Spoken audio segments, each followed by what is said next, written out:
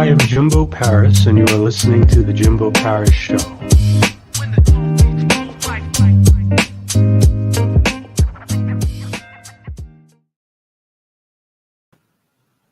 All right. What's up, guys? This is Jimbo here. And today we have Kemyana Jones and Ann Johnson, and they're both experts in real estate and beauty, which is, it's a pretty unique combination. And I'm seeing here six-figure university. And when I think of six figures, I think that's sort of the magic number. That's what everyone wants. They want to make that magic six figures. And I'll begin asking them certain questions. I'm like, why not, 5, 4, 3? Why is it the magic 6 or even 7? So let's talk with them and let's kind of learn more about this stuff. How are you? We're so happy to be here. So we are in the real estate business with a focus in beauty. We started off with the Perfect Salon Suites. And so that's a salon suite concept that gives basically luxury, affordable spaces, shared spaces to salon and beauty professionals. It helps them on their entrepreneurial journey, and owning their own business within the beauty industry. So whenever we decided to start the six-figure university, it kind of morphed into that. We started teaching people to do what we do.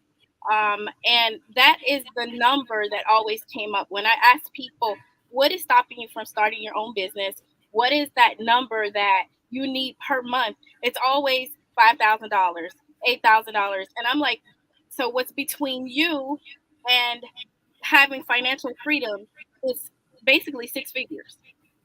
And so thus we came up with the six-figure university, because we know that's the magic number that everybody thinks it's between them and being in their financial destiny.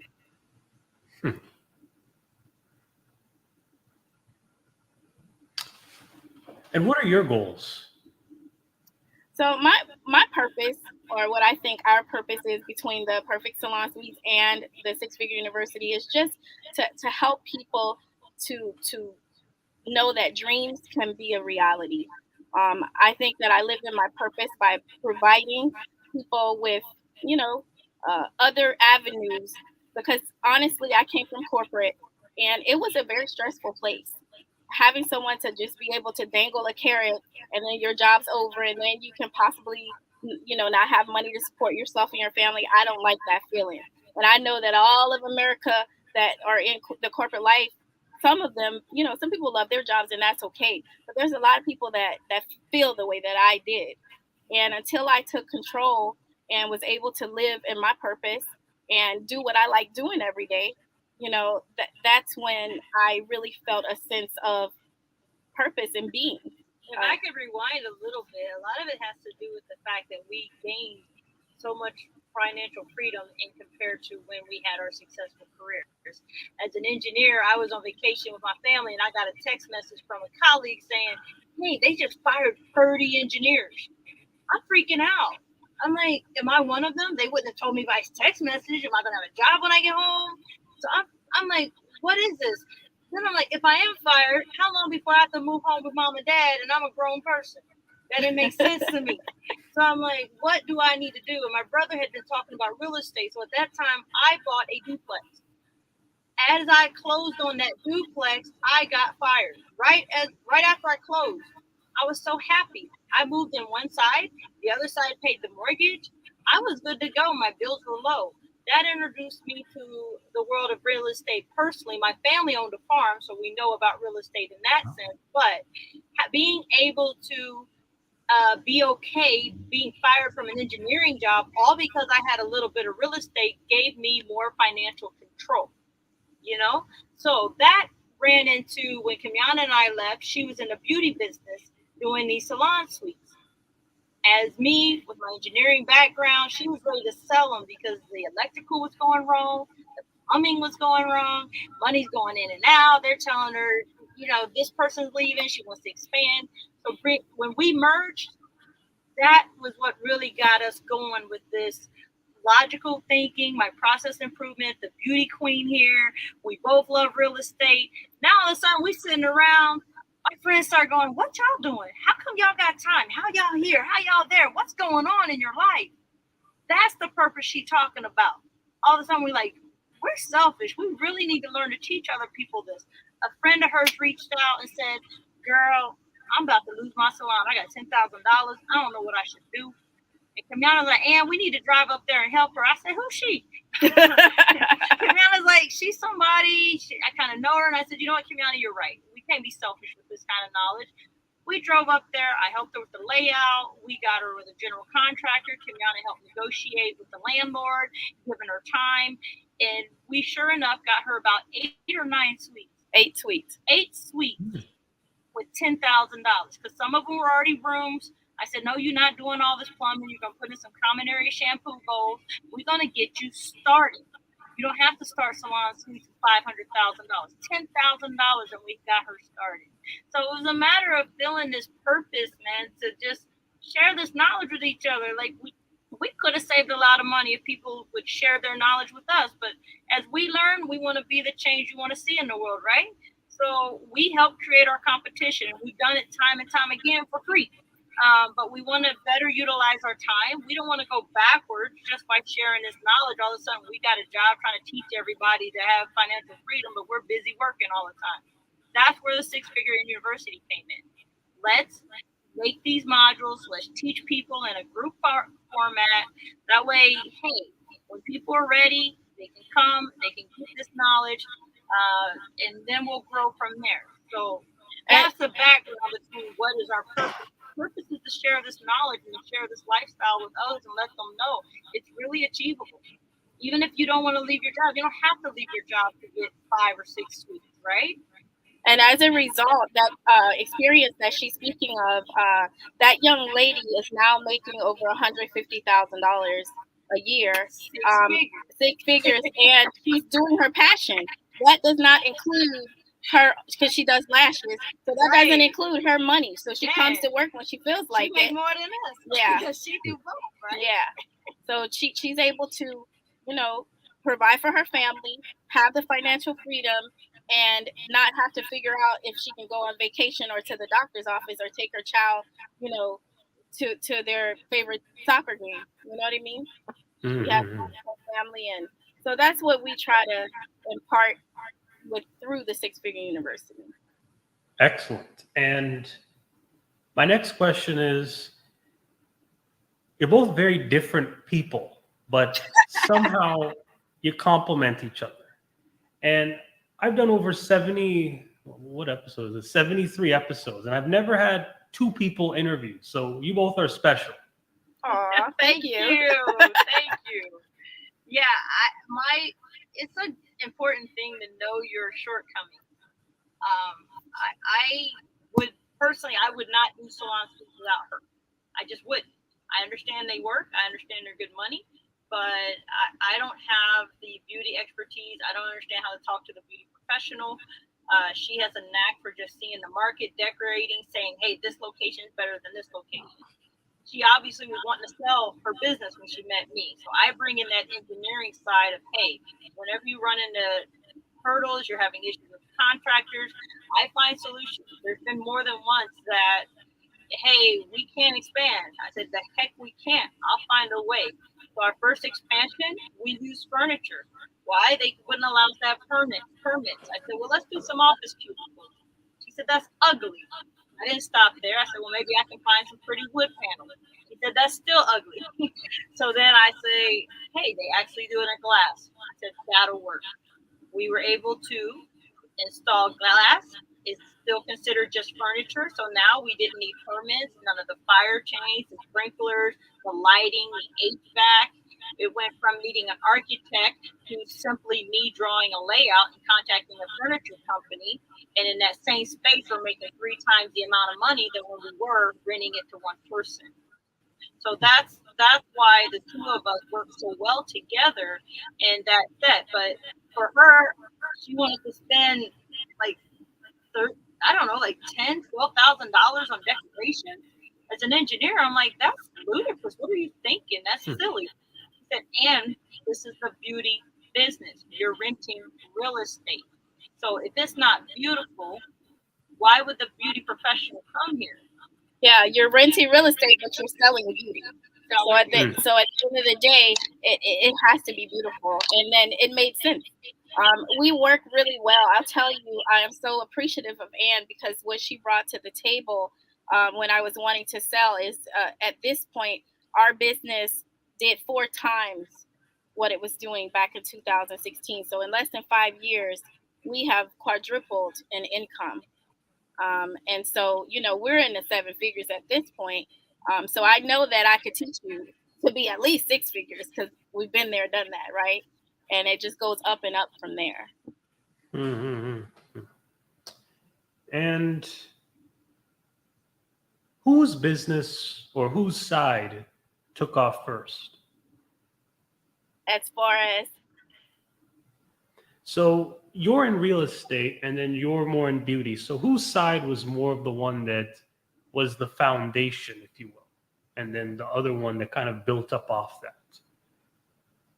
Kemyana started, yeah, the history of the Perfect Hair Company. So initially, so let's back. I was working at H&R Block in 2006. So around 2008, I knew I was a district manager. I had 25 offices, but I knew that I had to do something different. I loved what I was doing. So I started dabbling in real estate. I did the triplex thing for a little bit. I liked that. So I knew real estate was where I wanted to go, but I knew that I needed to be able to make money to be able to invest in real estate. So I thought of, something that women wanted. I love beauty. I love hair. So I started a hair extension company, a beauty supply company. I hopped a plane to India because that's where the best hair was. And I went to India, China, brought back the best hair, opened the beauty supply. It did really well. I made a lot of money. And thus, I said, okay, well, let's continue the expansion. In about 2012, I went on and just said bye to my job and thus morphed into Perfect Hair Company because I was Remy Hair Warehouse before, then now it's Perfect Hair Company. I found myself in there and sometimes I wanted to be the Mary Kay of hair. So I had everything in place, but guess what? I didn't have the sales like before. So website, everything, people, headphones, everything in place. So we had some partnerships. I'll leave it at that. And instead of partnerships. So the partnership shifted out. And so I found myself in a situation where I had all this space and how am I going to fill it? And at that time in 2012, salon suites were becoming a phenomenon. And so I started studying that. And then I had a person that was coming to me, a person I was supplying hair to. And they were like, oh, I need a place to rent. Can I rent this closet here? And I'm like, no, you can't rent a closet. But it started my wheels to turning. And I went back to my foundation, which was real estate. Remember, I always wanted to be in real estate. So I said, oh, this is a perfect match for me. And, started renting out rooms, the rooms that I had. And thus we became the Perfect Salon Suites.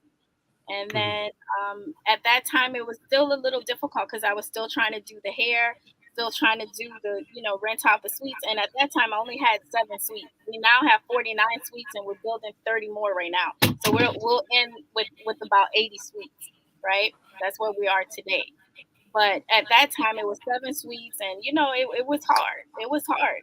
You took on partners. Took on partners. At that time. Yeah. And I came aboard that and started just kind of watching, seeing as things grew. One partner left, and I came into the picture, and I said, "Hey, let's buy Paula out, and see if she wants to split because she was doing some other stuff too." The Kemyana's a price. She said, "Yeah, that worked." So next thing you know, those partners were gone, and it was just Kemyana and I. And what did that allow? Kemyana and I and our vision and what we see going forward are more aligned than maybe the other business partners, So that allowed us to really focus on financial freedom because not everyone has that vision. Some people's goal is to be billionaires. Well, if your goal is to be a billionaire and ours is financial freedom, those don't necessarily match. To be a billionaire, maybe you need to work 80 hours a week. I ain't doing it. I'm fine being a thousandaire if that's what that requires. I'm not doing that. So, when you have partnerships or you're by yourself, you got to start with what do you want in life. My top priority is peace and freedom. And honestly, in America, 6 digits can usually get you that. It's just a matter of if it's 100,000 or 200,000 or 300,000, depending on what you want, your size of your family. But 6 digits gets you there. Six Figure University, we like to bring the expertise of everything we've done. Right now, we're focusing on salon suites for this first course. But Kemyana and I both have successful careers and have had lots of experience, and we want to continue to add modules to help people gain a little more financial control. Right? Like I said, you don't have to leave a job. My job situation evolved, and I just didn't need to find another job. But I didn't necessarily plan on quitting. I just wanted more financial freedom than relying on my employer solely. Mm-hmm. And in the go ahead. Yeah. So you raised a very good point there previously concerning you could just be a thousandaire. You don't have to make any more than that. And I think a lot of people need to understand that type of balance. And I think this is a good point to kind of move on to sort of what are some of the key lessons you teach? So what are some of the key lessons to teach? That we teach. So basically, first of all, it's mindset. Because I don't care what it is that you do, you have to have the right mindset to begin. So a lot of what we teach, a lot of what we get, because even when we first started the Six Figure University, I'll be upfront with you. I thought, because a lot of people follow me and they, see me on my page and they're always asking me, show me how to do what you do. But then when we did the class and I'm like, okay, I get into all the technicalities and, you got to do this, you got to do that, because I'm such a doer. But not everybody is even that. Before they can even take that first step, they got to know themselves and believe in themselves and what is it that you want. And that's one thing that I love about Ann. Before we even do that, we got to figure out what is it that you want. I mean, the Six Figure University, we don't just teach salon suites. We also teach like tiny homes, how to build a tiny home community. There's other modules that will be available but all things real estate. But before you even can do all that, you got to know what it is that you want, what you're trying to accomplish. Because a lot of people that come to me, they think they need a whole lot of money to start a business. Like I had a girl talk to me today. I need $150,000 to do what? To get my restaurant successful. Okay, well, here are these lenders. But let's talk about what it is that you're trying to accomplish. You want a brick and mortar building. Well, that's first, last, and security. Let's start there. Then how much is the restaurant equipment? When we added all that up, you don't need $150,000. That's just it. It's in their head. You know what I mean? Sometimes people only need $5,000. Sometimes they don't even need nothing. I mean, honestly, I do products and private labeling. I started that with zero. My first year, I had $500,000 in sales. It's just knowing the right people and getting connected with the right people and starting to network and actually starting to work in your craft. And if you want to do something, you just start. Half of the time, the universe, God, whatever you believe in will start putting things in your path. And that is the thing that we teach. Because a lot of people, they just want stuff, but they don't even take the first step of even starting towards their goal. And so the first thing is, let's get your mind right. Let's start. That's what the first module is about. Because you might think you want to do salon because you see my lifestyle, but that might not even be what you need. And we can adjust. And that's what I love about Ann, because that's why we're here today, because she helped me realize what is it that you want. I was the one that thought I need millions of dollars to start real estate, and I didn't. We just moved into Simon Mall. We're opening into International Mall, and even we were in Malls of America as well. I got my landlord to pay me $150,000 to move in. So you're sitting up here saying you need money to start salon suites when I've had people call me for help because they're in it, but their landlord's paying them $300,000 to move in. So they have to move in with $0. They just need the know-how. You know what I mean? So a lot of people, all this money stuff, that's what we teach you. You don't need money. You need education. Mm-hmm. So that raises the next point. How do you become a doer? You know, I look at you side-eyed if you tell me you hate your job. My first question is going to be why. And if your answer has to do with, oh, my boss always wants this and always wants that, and this isn't fair, I don't know that entrepreneurship is for you then. If you're not a doer, become a doer at your job at least. You know, be the person that they know they can go to. You become a doer by taking responsibility and not worrying about what is or isn't fair. Are you getting paid? Do you have time and expertise to do the job? Then do the job. Because as an entrepreneur, there's lots of things that weren't our fault, wasn't our responsibility, and we're still the one that had to do it and didn't get paid for it. I spent 3 hours in a dirty meter room last year drawing it out because the architect wasn't doing it, the city wasn't doing it, and the inspector wasn't doing it. The only person it was hurting if I didn't go do it was us. So yes, I went and did it. You have to get up and do it. I get up at 6 a.m. to go to the city. Why? Kemyana goes, why are you going to the city? I said, I don't know. I'm going to go and see how the project's going. I go there. I check on the status of my project. My project is inside of the computer. You know, your computer does that little spinny wheel. That's what my plans were doing. No one would have known unless I got up and went. Becoming a doer means decide what you want, put it in the front of your mind, and don't let yourself get too sidetracked. If you want a college degree, you go to the university, you sign up. If somebody wants to go on a trip to France and you know you have finals that week, you can't get sidetracked and go to that. You have to stay and finish your finals. Focus. You have to be focused. If you're going to be a doer, you have to learn to set goals. And when life happens, you have to keep going. My grandmother's passed. My nephew's been killed. My daddy passed. I've been sick. I went through depression. We keep going. If you're a doer, you keep going. I was very hurt.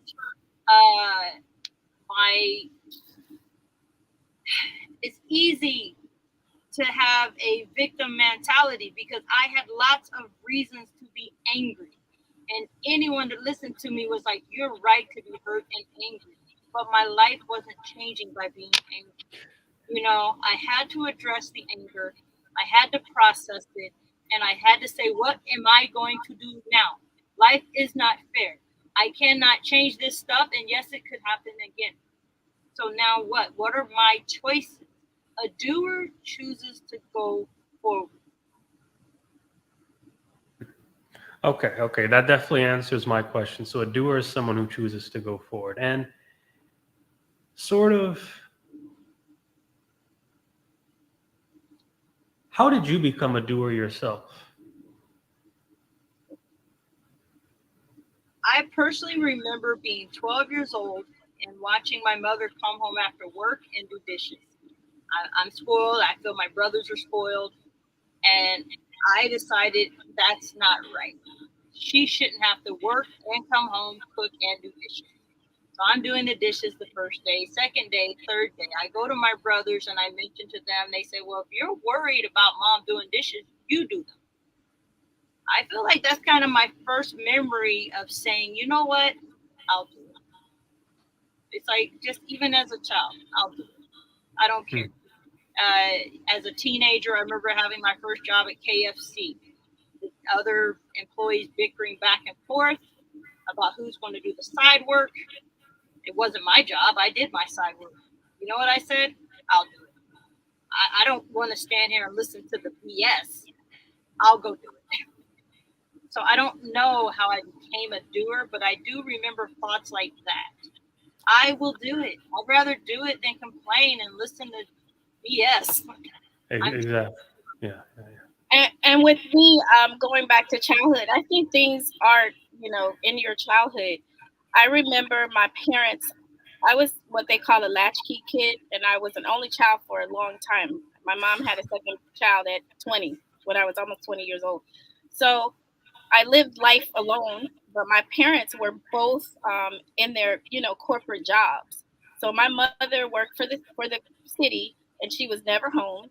My father worked as a foreman. He was never home for a big corporation, Dodge. And so I always was like, well, why are they never home? I couldn't understand that as a child. And it was always because they're out getting money. My dad, oh, I got to work. So I remember my mom one day was opening all these bills. She was frustrated. She was paying bills and writing out all these checks. And I could remember in my mind as a kid saying, well, if you have 5 bills, why maybe they have to have 5 jobs. So I was like, well, I'm not, when I get older, I'm going to have all these, for every bill I have, I'm going to have a bunch of jobs, but the job's going to take care of me. I'm not going to have to go to them. And I always felt that way. And my father always instilled in me to work for yourself. So I had that push too. But it was always in me that, no, I'm going to be when I was younger, I'm going to be a manager. I'm going to be a boss person because I felt like they had more freedom. My mother's boss used to be at home because I would hear her on the phone, but she was at work. And I'm like, well, how do you get to stay home? I need to be what he is. You know what I mean? But you were a doer. I mean, you put together a class project. You did the morning announcements. Absolutely. I mean, since a child, this woman's been a doer. Yeah.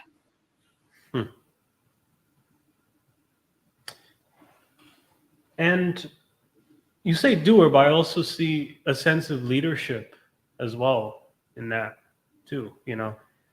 How did you sort of, this is more of a specific question to you now, how did you sort of become a leader? For me, it was thrust upon me. I was extremely shy, but at the same time, teachers seen something in me, and maybe because I always made my own decisions. So if all the kids wanted to go jump off the hill and I didn't want to, I didn't go do it. That's just how I was. Next thing I know, teachers are selecting me for things. So I got put on the student panel. I got selected for student leadership.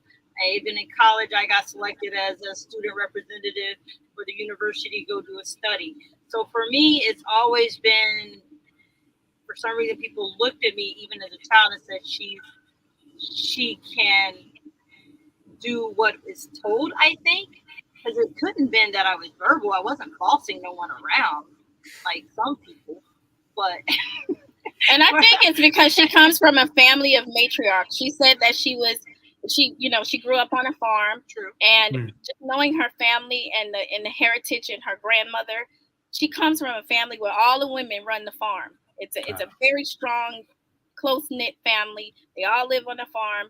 They all have, everything is out there from the religious background, because they're Moorish American, and just having that foundation of strong women and strong leadership, she has that. And even my father, he's a silent leader, and that's kind of where I took after. My dad isn't the one to stand up and say, "Hey, everybody, come listen to me," but all the brothers would come ask his advice. It's because my dad made his own decisions, and so he was just kind of the silent leader.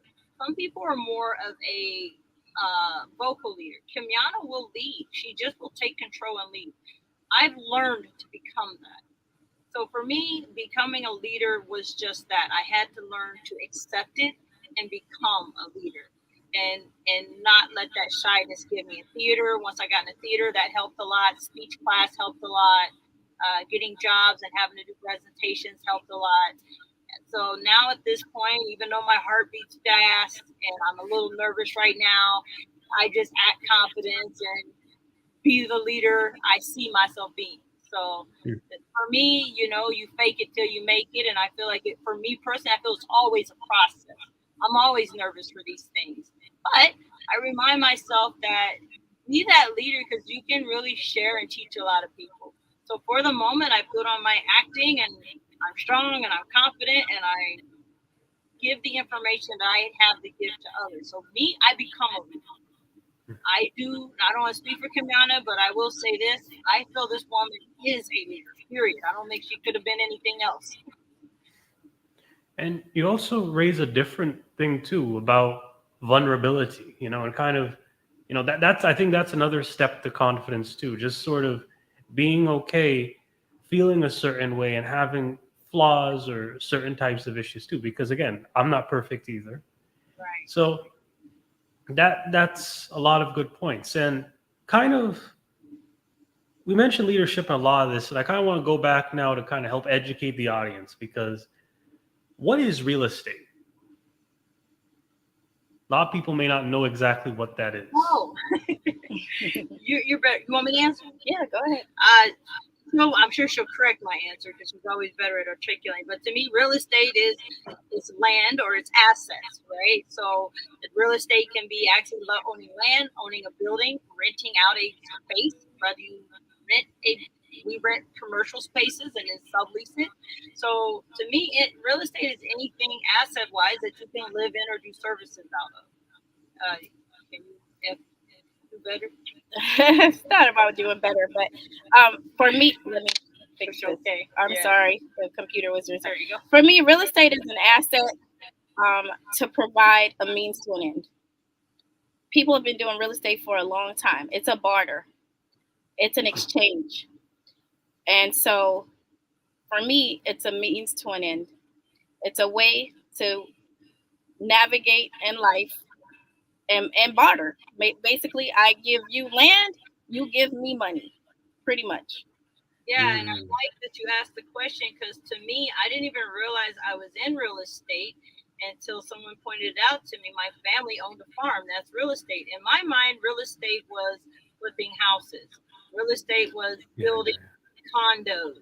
It's like all of a sudden I'm like, and you've been in real estate. You've been born into real estate. So when we say we're in real estate, a lot of times people think we're flipping houses or something. No, we're actually commercial landlords. We sublease space. Yes, I have a duplex, so I'm in real estate in the sense that I own residential. My family has a farm. That's real estate. So real estate is actually very broad, but it gives you a lot of leverage when you own real estate.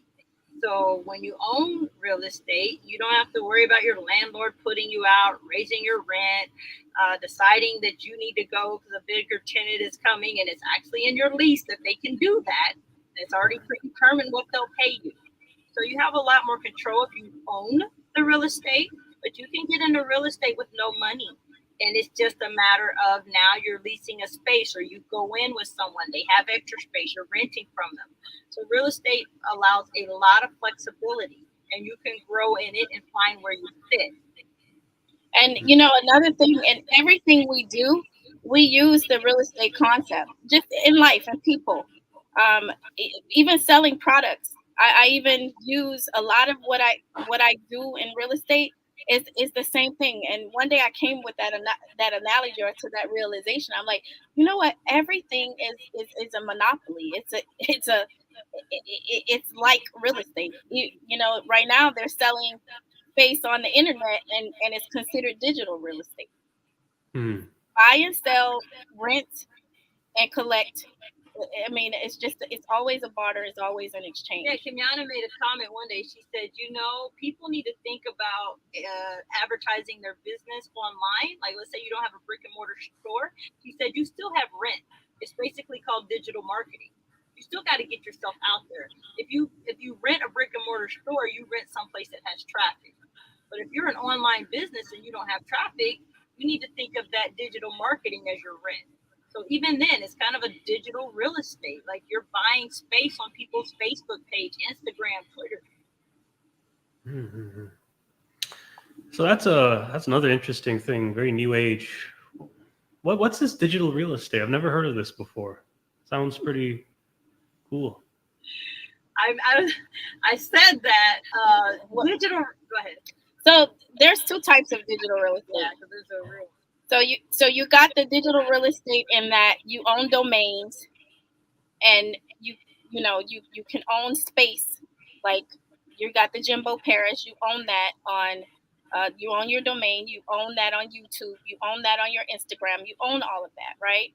And then you have people like us.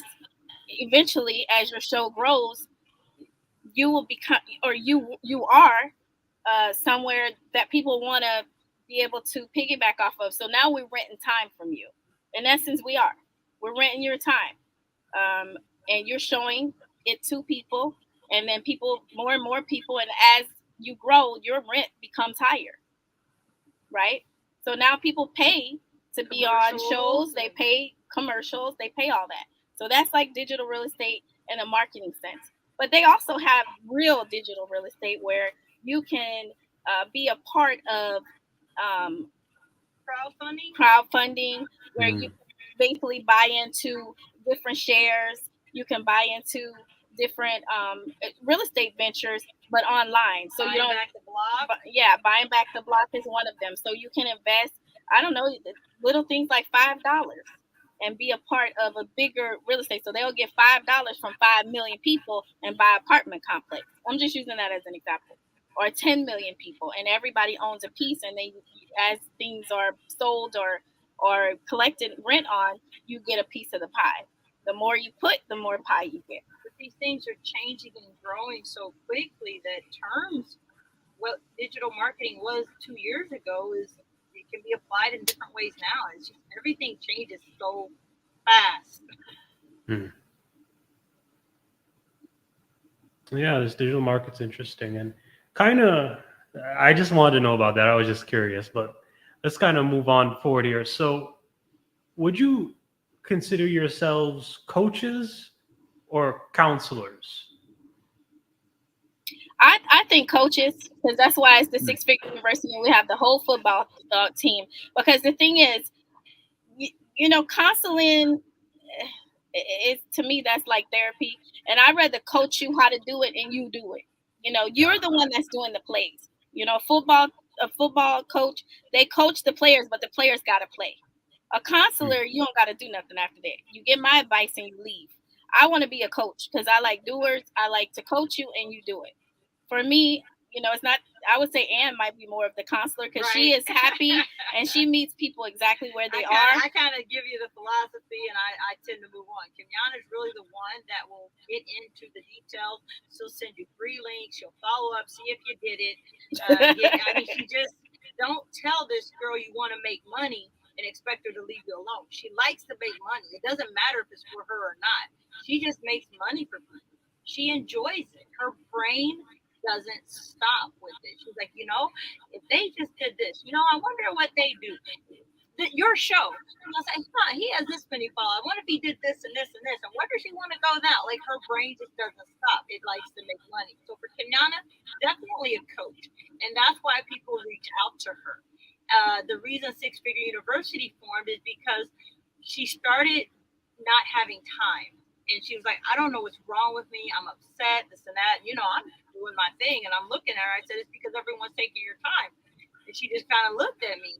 She hadn't thought about it. I said, it's because everyone's taking your time. You like to teach people. You like to coach. But you have got to take control of how and when you do it. And that started the whole Six Figure University. Can we do modules? I said, you're not ever going to not help people, Kemyana. It's just not who you are. So how can we let you help people, but still keep some of that piece of freedom that you worked hard for? So she's definitely excellent. Sorry, I didn't mean to cut you out there. So I just heard that you said modules. So you guys also provide courses as well? Yeah, so that's what Six Figure University is. I mean, we do one-on-one, consulting or coaching if you need it. But pretty much this is a online based company, and you can basically take the modules, and we're going to come out with modules, on different subject matters, but all things real estate and all things that can provide your household with at least 6 figures. So that's the whole theme behind it. And it is in an online setting, and it is through modules. Now, over time, we will start having networking events and stuff like that. We plan to incorporate a lot of that in there. But for the most part, the Six Figure University is an online segment. Mm-hmm. So which is more important in your eyes? Is it the coaching or the courses? What do you lead with? I like the courses because that sift out who deserves the coaching. Because when you have the courses, at least if I know you can sit down and listen to, a 3-hour course, or you're willing to and do the homework, and you're really, then I know you're serious. Because a lot of people I've found over these years, they zap your time. They're energy vampires. They want, time zapping, and it's hard to differentiate who's real, who's not. And I've had people, but with these courses, when you actually got to go online and watch the videos and take the course, that tells me if you're real. And then also, I think everybody should have a chance to make money without having to put a whole lot of money. So with these courses, we're able to offer them at a ridiculously low price, like $399. You can learn how to do. So go find it. Courses that are free. And a lot of the courses are free because we have prerequisites to the real course. So a lot of the stuff we do on YouTube for free. And I challenge anybody to go try to find the courses we offer for free or for under $500 because they don't exist. And I decided to import that because I don't want people to have an excuse to not do something. I feel like counseling is the most important. I feel like people do so much stuff that they don't even think about what they need, where they're at, and how and what they're really wanting to do. They just see your lifestyle and they say, "Hey, I want a radio show because I like how you do." Okay, but what did you really want out of life? So for me, when people call me, I start with counseling. That's where I start. Okay. So it's like a duo. Okay, so one coaches, one sort of counsels, and okay, that's very interesting. Yeah, because the first person they get to is Ann. They don't get to me until they're ready to play. Because I know I know my personality type. I know my temperament. So it's a yin and yang. It's a really good duo. And Ann is more of the counselor. She has the patience. She can sift through the BS, but at the same time, can pass along the people that are serious, and then I'm ready for you. Then let's go make some money. It can be very frustrating if you say, "Hey, I want a radio show," and she started sending you stuff, doing this, doing that. You're like, "Whoa! I was just thinking." Well, if you were just thinking about it, don't say that to you. Say that to me all day. We'll talk about it. But she's not a talker. I'll talk to you. She's a doer. And you also have a lot of my respect now, considering the price of a lot of your courses, because I usually see these coaches pulling out like $1,000, $300 courses, and that's very, very commendable. And just another question: who is your main audience? Is it other African American women, or is it African Americans in general? Who's your key audience? So our key audience is the beauty professional. That's who like, or they're attracted to what we do, because you have to understand, like, when you have the beauty professional, they've been entrepreneurs from day one when they graduated from school, and a lot of times the beauty professional in this industry, this is their mindset that they aren't taken serious because they're not a W-2. Because when you go to buy a house, what do people ask you for? Where's your job? Where's your check stub? Where's your W-2? It should be taken more seriously. So I love the beauty professional because I show them the possibilities. In their mind, they got to rent a salon forever. No, if you want to buy your salon, here's how. If you want to buy a house, here's how. So I love the industry folk because I know their pain points. So that's who we attract. And we also attract entrepreneurs, people that want to leave their jobs and they just don't know what to do next. I wouldn't necessarily say there's a racial group, We haven't really targeted anyone. A demographic group in that way, but we're here in Miami. Miami's all beauty. So Kemyana, when she did her research prior to me coming into the business, she did research and she knew that the beauty business is very resilient. Even through pandemics, people still want to get their hair done. We couldn't even operate 2 years ago because of the pandemic. People were still calling us asking to rent suites. And it's like, the government's not letting us operate, right? So beauty is just very strong. We're in Miami, so it's mostly Cuban. So in different Latin nationalities.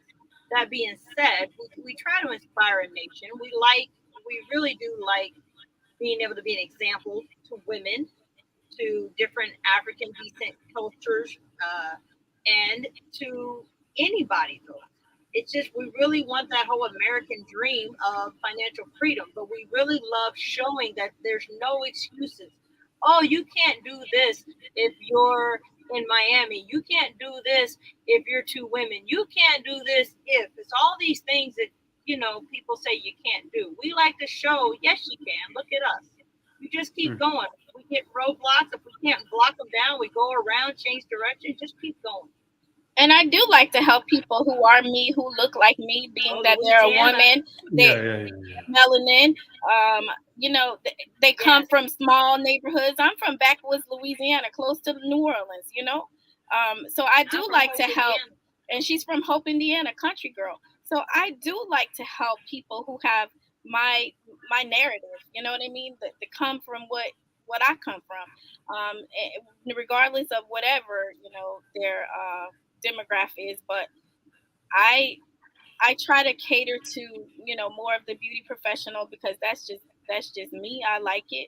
I like that group, but I love entrepreneurs altogether. Like I do. And so anybody that's wanting to make a difference in their community and their life and their family, that's who I'm trying to cater to. Excellent. Yeah, so that may have been a bit of I may not have adjusted that question specifically. So what I'm trying to say is I want to kind of veer more to the beauty kind of side of things. And, you know, coming from some context for me, I'm from Baltimore. I go to a hair salon and there's a certain demographic in that hair salon. Okay. So I'm trying to get now, does your hair salon have a certain type of demographic too? So I'm kind of looking more into the hair salon now. I should have said that. Okay. So so we're in Miami. So it is what it is. Like I speak Spanish. I'm fully bilingual.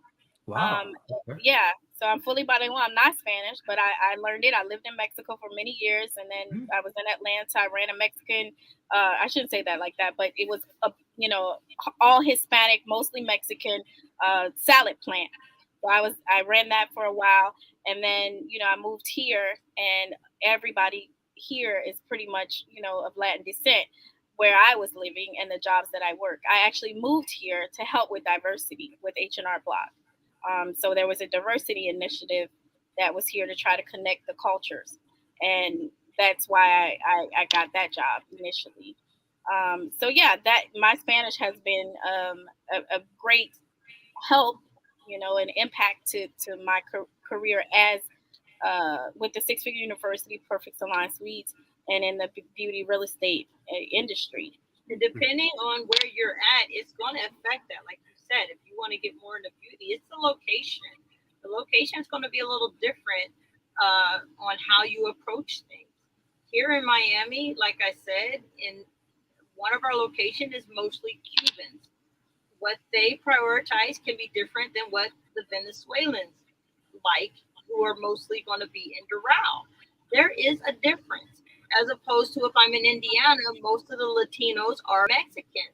They have a different culture. So just saying Latino and beauty isn't enough. If you're in Atlanta, Georgia, and you're dealing with mostly African Americans, what they want and what they're looking for also will be a little different. So it's a matter of knowing your audience and where you want to be and what they treasure. In Indiana, I'm a Midwestern. You don't need all that fancy mirrored stuff up in Indiana. We like things that are logical, make it look nice, and we're happy. But in Miami, it could be the most logical place ever, but if it ain't cute, they don't want to be there. Like, it needs to be more than cute. It needs to be amazing. But the Venezuelans, it better be perfect. And you raise an excellent point, because now you've kind of showed me that it's a lot about location. Because when I was giving you those demographics, I was thinking more Baltimore, but you're from Miami, which is a different type of location entirely. So that's a different type of audience and a different type of group you're appealing to. Okay. And we've been touring. We've been touring with Simon Malls, and so we're ready for whatever. I think our concept can cater to any demographic. I was just in Ann Arbor, Michigan, touring one of the malls there. The whole demographic is different. It's similar to that of Baltimore. You know what I mean? And we're ready for it. I mean. If you want to do it in Baltimore, you go look at the other people in Baltimore and see what's going on. Anytime we want to go to a certain area, I go look at the other salon suites there. I'll look at spas there. I'll look at barbershops there to kind of get my mind around what the beauty professional in that area expects. Mm-hmm. Okay. But at the end of the day, it's all about having your clientele, catering to the clientele of the area, because most of the people that rent from us, they have their clientele that they're bringing, and learning, and it's all the same concept: paying your rent on time, and being able to service what your community. That's it. I mean, the concept is the same. Whether I'm saying that concept in English, Spanish, French, Japanese, it does not change. Pay your rent on time, have your clientele built. If you haven't built it, then we might not be, the place for you to rent initially. And then we also, we don't even turn people away in that way. We set you up to be able to come back to us. I've had people that, came, they were fresh out of beauty school. I'm not ready. They're not, they don't fit my concept today. But 5 years later, they call me back. They got a whole book of business and they're like, hey, and they remembered me and they came rent from us. And Kemyana will also take someone that might not be ready and partner with someone else in our suites or that she knows of that needs help. So there's times it's like, hey, I'm trying to hire someone. I'm growing. I need more people. Well, if we hear a comment like that and then Kemyana gets someone that's not ready, she'll partner those two together and see if they can work something out. It just goes back to what people get when they rent from the Perfect Salon Suites. It's not just a place that the beauty professional can do their job. It's also a place where this coach right here helps them grow and develop. Just last week, there's 2 of them that says, Kimmy, we don't want to leave you. We want to stay with you. Kemyana is like she's Mama Bear. She just takes care of her tenants. It means a lot to her to see the beauty professional succeed and grow. Not that it doesn't to me either, but I'm a little more Hoosier-ish. We just stay in our lane and watch the corn grow, But Kemyana, she really is out there. She just wants to see everyone do their best. It's annoying when they don't. That's good. That's good. So you're really pushing this versatility, and I'm interested to know how you actually set up this type of versatility on a website. So we're gonna bring up your website now and kind of look at that to kind of see how you balance everything out, so it can push these 2, interesting ideas. All right. Let's see this.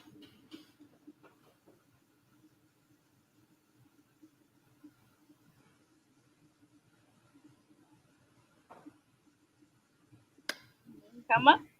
Did she disconnect?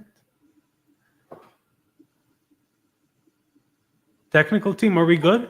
Okay. Good. All right. So yeah, take the lead.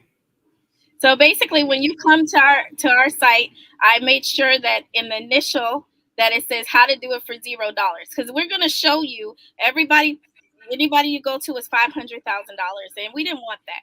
We wanted to show possibilities, and I've had people that can actually, especially salon professionals, because that's who we solicit to a lot, with our online ads and stuff. So a lot of them are already in a salon. So Anne and I made a video, and you want to talk through that? Yeah, so right now, I really wanted our target audience when we first began to be someone that already has a salon. Why? Because their pain points were real, especially during the pandemic. If you owned a salon during the pandemic, you were hard-pressed to find employees. When you're being paid to stay at home, people are afraid of COVID, so they're starting to lose their business. I'm like, how can you start salon suites today with $0? So that's who we chose to target at first, because we felt we had something to teach them and we could really help them. This is someone that needs help and we can help them. So that's the first page there. As you put in your information, now you get the course where I'm teaching you, if you have your own location, how you can get salon suites for $0.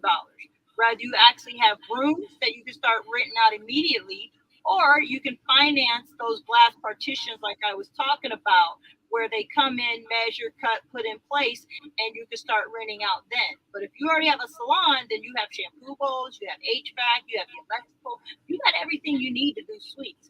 I just wanted to be able to teach you today how to get started with salon suites, because who knows who needs that right now. So that's why we push that, to just kind of give some information to help.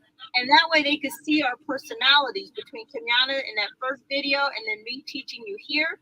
Before you even start to think about giving us money for anything, you can say if you want to learn from us more or not.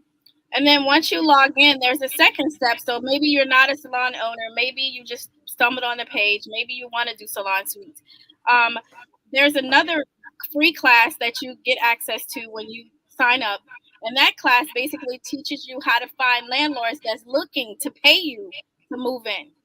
So that, and it teaches you all about LoopNet and different platforms that, and how to look for these landlords. Because there's times that we meet landlords and they're looking for us and they don't mind paying. But how do you find so that we can match those two together? And maybe you don't need us, in that first part. Maybe you use what we give you for free because you're very savvy in real estate anyway, and you make your own deals with the landlord and you work out, and then the landlord does your build out, or either they give you the money to do it. And if we helped you to that point, we are happy. But then it goes even further. If you went through all of those free classes and you still can't figure it out, then we teach you how to find, fund, fix, and fill your salon suites through our course, our online. So there's a lot of freebie, a lot of, mindset, a lot of intro before you even have to commit. Or maybe you watch all of this and you say, you know what, I thought I wanted to do salon suites, but now I don't. Yeah, I've really been documenting the process of our third location. I've been doing videos at the city, videos at the site with the demo. So all those courses are going to be coming out to really help you understand. And those courses will be a little higher level. It won't contain the detail of some of our more expensive courses that may be $1,000 or $2,000. Those will really be the detailed courses. But we want to be able to provide some economical courses for people that they can really get started and figure it out on their own. But if it requires more, those courses are going to take more work and more investment on our side before they're ready.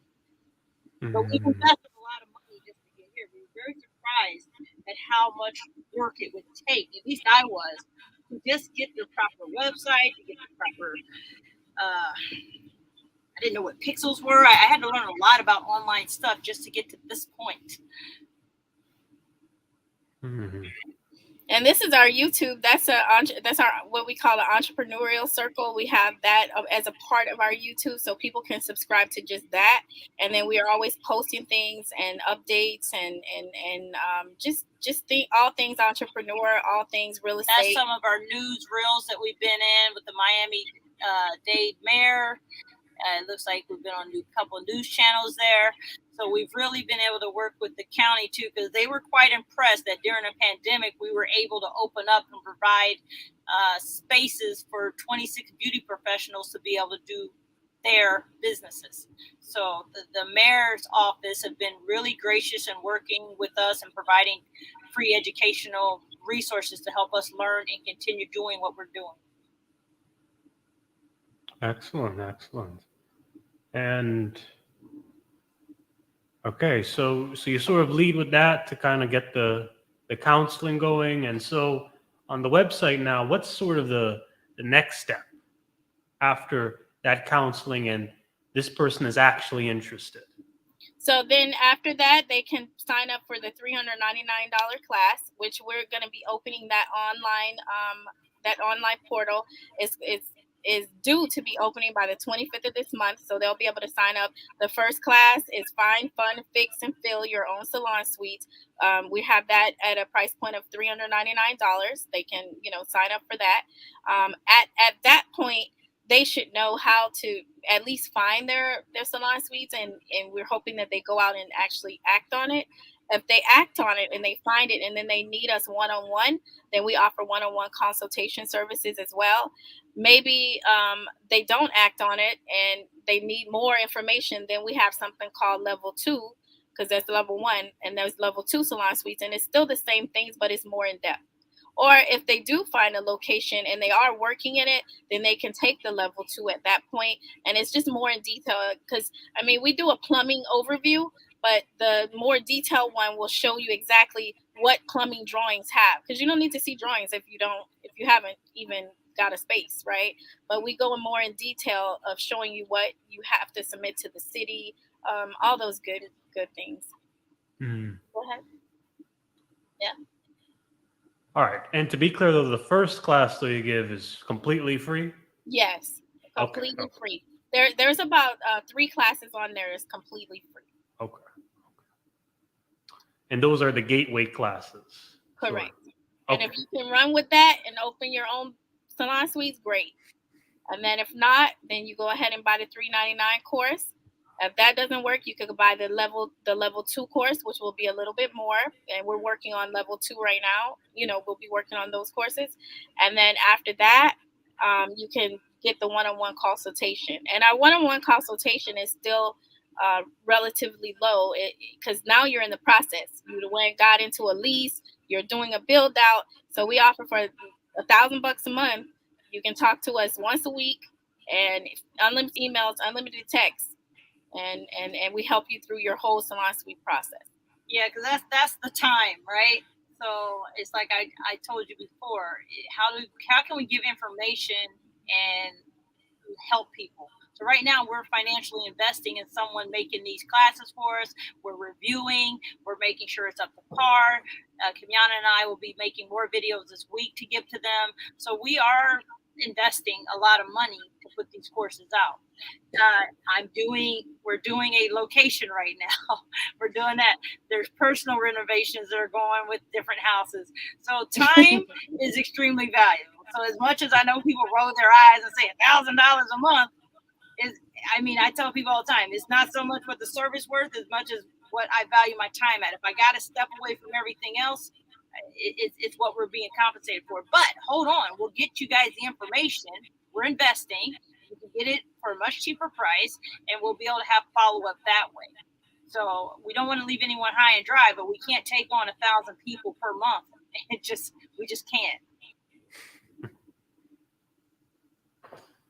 Right. And that's just being realistic. Okay. And sort of speaking of that, we're kind of closing to the end. This was a great interview. What are some of the future plans that both of you have? I take it as my personal goal to set things up because I just really believe in Kemyana so much. I want to set things up to help her grow. I love her brain. I love her heart. I love that she wants to help elderly with economic homes. We're busy working on all this stuff and trying to figure out if a door handle works on the mall, a bathroom. It's like we got to put the right leadership in place for our companies. We got to get these modules together to help share the education we have to help others gain financial freedom. And I really would like to see Kemyana be able to do the things that are in her heart and match that with the people that need it. On a personal level, for me, it's just more of the fact of being able to just have that true financial freedom that when I wake up in the morning, I do what's in my heart and not what I necessarily have to do to pay bills. Like that's really the end and short of it for me. I don't like having to be obligated every day. I feel that there's enough opportunities in life, and I've been blessed with enough intelligence and health that I should be able to get there. And if I can help other people learn to do it too, I kind of use her as the vessel to do that because she's much more willing and has a stronger desire than I have. I think it's nice. I think she feels it's a must. Yeah, I want to really get into my philanthropy. I love right now my mind and my heart. It's going back to my hometown. I already paved a little bit here, and just help with the elderly housing for the elderly because there's a housing shortage, and especially with the elderly community. So we developed the first tiny home in Franklin, Louisiana, my little city. And we went through Anne was amazing. She did the whole engineering, the layouts, approvals, the layouts. We worked with the city, and we now have the first tiny home approved in the city of Franklin. And what did that do? The way we did it, we structure it, they can get a tiny home for under $30,000, and it works out to be like about $250 a month. So anybody that's on fixed income or government assistance, which most of them are, Social Security, we know that is in line with that. So I am a big philanthropist. I love spending my time doing that kind of stuff, and so that's why I work so hard in this, so that I can end with that. Like I just love that's the goal. being that. That's the goal. Excellent. Yeah. Some people may be a bit ignorant to this, but what is a tiny home exactly? A small house. It's basically a small house. It can be literally sheds that have been portable buildings. Portable buildings. They're not sheds. They're actually portable buildings that have been converted into homes. Or they can literally just be a home builder that builds a small house. It can be shipping containers converted into house. There's boxable, but tiny homes they're like usually what's considered a tiny home is under 1,000 square feet. So anything from 300 to 700 square feet. But they have everything that you need. So you have your bathroom, your sleeping quarters, your full kitchen, everything is there, but it's all on a micro or tiny concept. And it's important because, as you know, the housing market is getting harder and harder. And when you're in these smaller communities, home builders aren't going there, and most of the people there can't necessarily afford $300,000 to build a new home, or the $100,000 required to fix the homes that are there, if not more. So what are some housing solutions? And this all occurred when we visited the mayor about 3.5-4 years back, and we asked, just the medium, and we asked what were some of his challenges, and housing was one of them. So when we came back last year, we said, we had some issues. We needed some solutions for a family member. And I said, hey, now's the time to take advantage of the tiny home and see if it can be done and provide that as a solution to the city. So we met with the economic developer. He said, if you guys can find a solution that works out to be $250 a month, that would really be helpful for the citizens there. So that's what really drove it, as far as, hey, let's go back to these communities and what needs to be done to provide living solutions for people in smaller towns. Miami, they're not going to let you do that. They feel like a property value. Nobody wants a tiny home next to their $1 million house. But these smaller towns, they need help. And we're speaking of a town with the income medium of $12,000. Who's living on that? $12,000.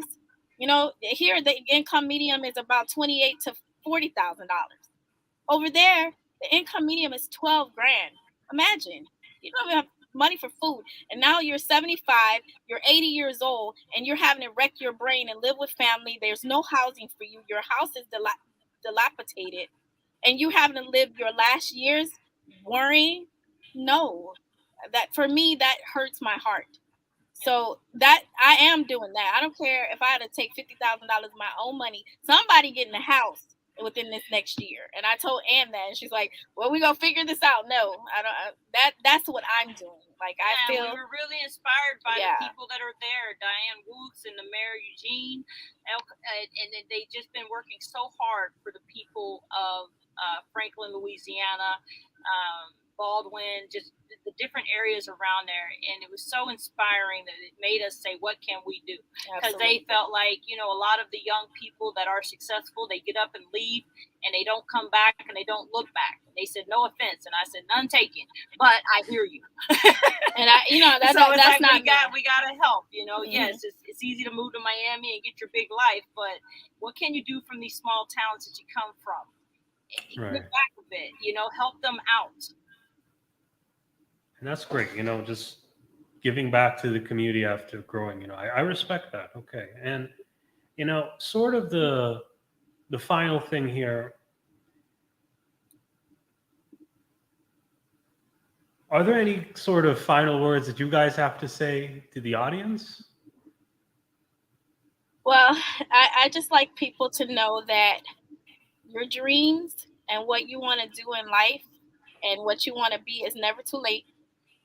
And don't always remember to follow your passions. Because when I started doing that and living in my true purpose, God will always make a way. The universe will always make a way for you. And I think I lived my life trying to prove that or show that to people. I never thought 5 years ago that I would be here. I mean, it's just the life becomes so surreal. And it's not even the financial part. I'm talking about more things like the spiritual part, the living in your purpose, the reward that you get and feeling good as a person, as a human being, your civil duty. You know, your duty that you've been obligated to by the creator of the universe. The why I'm here, me being, as creation. So for me, I always tell people, but that started with the dream, and that started with me working towards my dream and bringing it to fruition. But a lot of people, they give up on their dreams. That's why we see so much violence. That's why we see so much, because even our kids, they've stopped dreaming. Our young men have stopped dreaming. Everybody's given up. There's so much, a lot of hatred in the world, a lot of self-hatred in the world. We judge ourselves too harshly sometimes. With my final words, it has to be with love yourself a little more. As a nationality, we're not that far removed from slavery. And there's a lot of anger, justifiably so. Anger is a certain vibration. You got to understand and realize. They always say, forgiveness for you, not for the other person. Well, let me put that in context. When you're vibrating in an angry realm, if you believe in what the power that God gave us, it starts to interrupt that power. There's a group that actually likes you angry, because they know what it's doing to the God-given power that we have been given as a culture. So for me, if you're watching this, you've been wanting something different, you feel that love in your heart, something's telling you, I know I'm made for more. Look in the mirror, see yourself, accept your insecurities, like you said. We talked about it a little bit earlier. Love yourself anyway, because it's just a part of us, and keep it moving, keep growing. Just understand it's there for a reason. It's there for a reason. It wasn't put there just to tease you. And you can have your heaven right here on earth. Exactly. Excellent way to end this off. Experience heaven. That was very good. Very good. Well, I definitely enjoyed this talk. I think we need to give a quick shout out, though, to our man, Dark Joseph Ravine. He's, great man. He's definitely helped support my show. He's not a sponsor, but he's definitely given me a lot of attention, a lot of traffic. So thank you again, Dark Joseph Ravine. And then next person, our sponsor, a LifeWork Systems affiliate and collaborative partner. This is Judy Ryan, CEO of LifeWork Systems, dedicated to helping improve business communities, business networks, and just creating a better environment for everyone. And also look at our Roku channel. We are a Roku channel now, full-fledged. We have a new website dedicated to all of that. So look at that too. Great job. Right. Great job, Jimbo. We love you. Great job. Thank you for having us. Thank you for your kindness. Yes. We appreciate you so much and sharing your platform with us. Excellent. Pleasure is mine. And all right, guys, I am Jimbo Paris. This is the Jimbo Paris Show. All right.